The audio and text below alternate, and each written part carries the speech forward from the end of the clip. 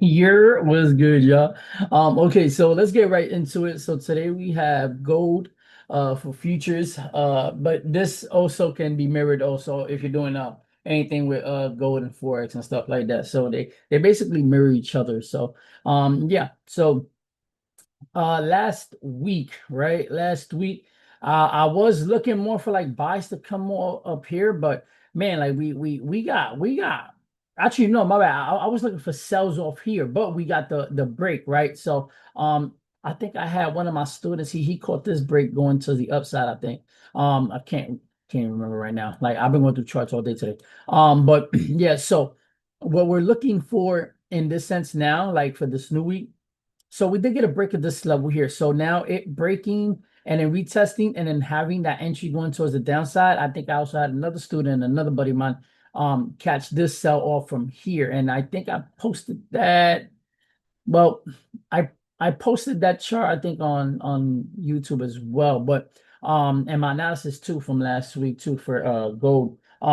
So us having that continuation to the downside is for me more likely. So this little Milky Way pattern I have here.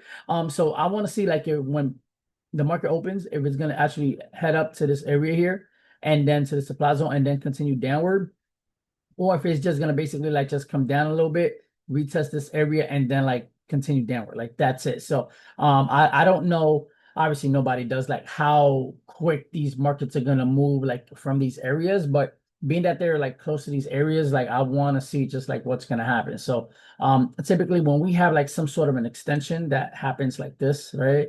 Where we have like some sort of extension where it's like this, right? Typically what we're gonna get from these areas is like it's gonna be an area that's gonna come from, oh snap, wow, that was horrific. Damn. Okay, we're gonna get areas that are gonna automatically be seen from either this area, right? This area,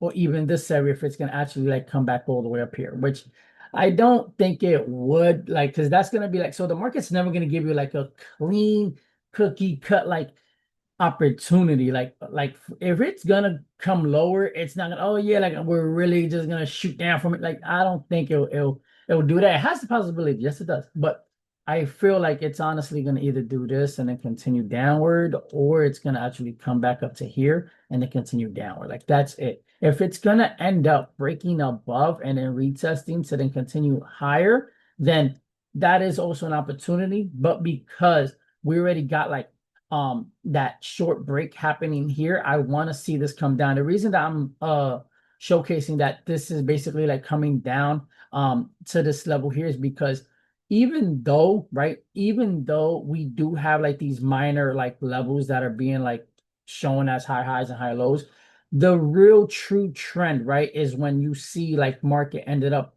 flipping and being in this area between these two support resistance level. My bad. Support resistance levels here. So for us to see this going up, this would be your low, right? This would be your high, and then this would be like your actual high, right? So overall, I want to see if price is going to end up doing something like this, and then like this, and then continue upward, right? So theoretically, that's what I'm looking for. But short term, and short term, by short term, I mean like this week, I want to see if there's going to be anything that's going to be happening in this area here, right? So this area here is what I want to see. I want to be reactionary to whatever's happening in this area. I don't want to see none of this so far right now, but I'm taking into consideration if price ends up coming down to any one of these levels to where it's showing me more buying opportunity towards the upside, then cool. But overall, before I start looking for buys, I need to see another clear like break happening to where it does something like this,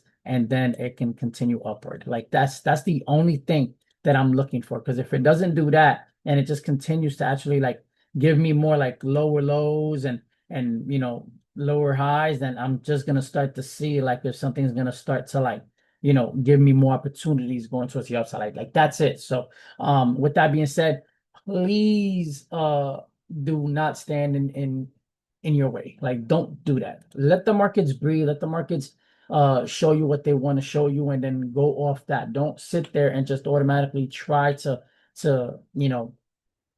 play like a predictor or anything like that. These lines again, as I stated before in several of my videos, they're not like, I'm not predicting anything. I'm not saying, oh yeah, the market is gonna go up here or it's gonna do this. Like, no, this is a guide for me, right? This is a guide to where like if the price goes up here, I want to say, okay, cool. I already have it on target going up here, just so I can see if there's anything here, right? So I'm not looking at these lines. I'm looking at these corners. I'm looking at these corners. So these corners is what I want to see. Like, all right, cool. If it does end up opening bearish, but then it ends up coming up, I want to see there's going to be like maybe a reaction out of here, or maybe a reaction out of here, maybe a reaction out of here before looking for sells. If it decides to actually continue and breaking towards the upside, this would be basically like the complex pullback, right? So we're not going to see